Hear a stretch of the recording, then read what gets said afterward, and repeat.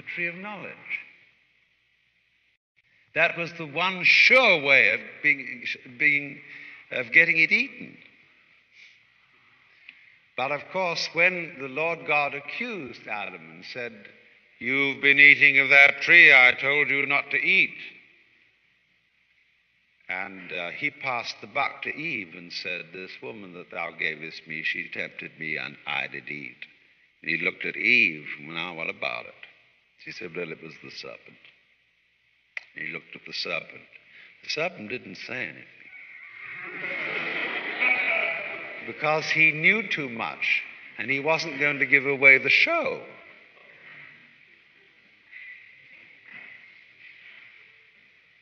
Who is it that sits at the left hand of God?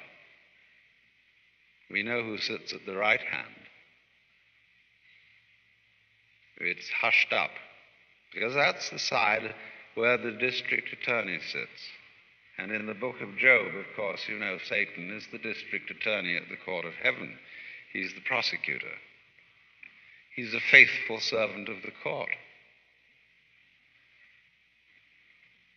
Because you see, the whole problem is, it would be very bad indeed if God were the author of evil and we were his victims.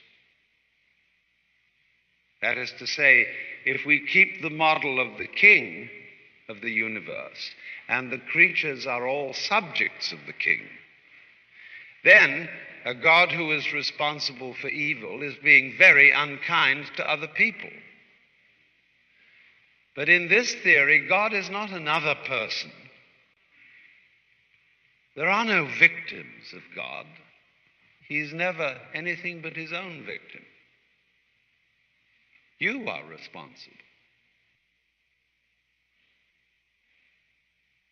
And if you want to stay in the state of illusion, stay in it. But you can always wake up.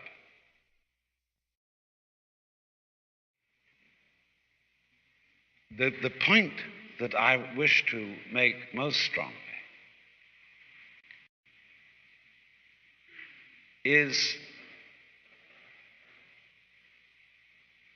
that behind a vital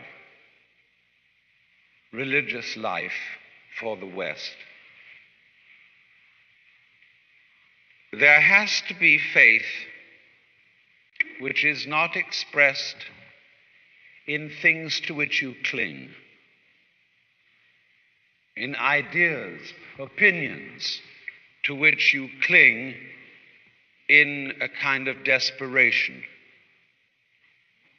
Faith is the act of letting go, and that must begin with letting go of God. Let God go.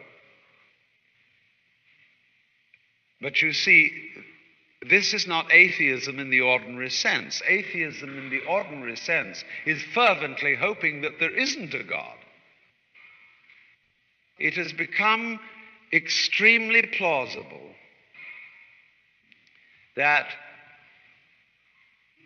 this trip between the maternity ward and the crematorium is what there is to life.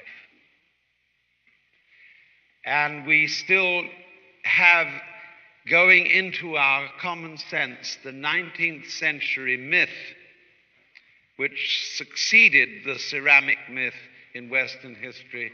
I call it the myth of the fully automatic model of the universe. Namely, that it's stupid, it's blind force, Haeckel's gyration or fortuitous congress of atoms is of the same vintage as Freud's libido, the blind surge of lust at the basis of human psychology. But when you consider this attitude, you know, what is the poetic counterpart of it? Man is a little germ that lives on an unimportant rock ball that revolves about an insignificant star on the hour.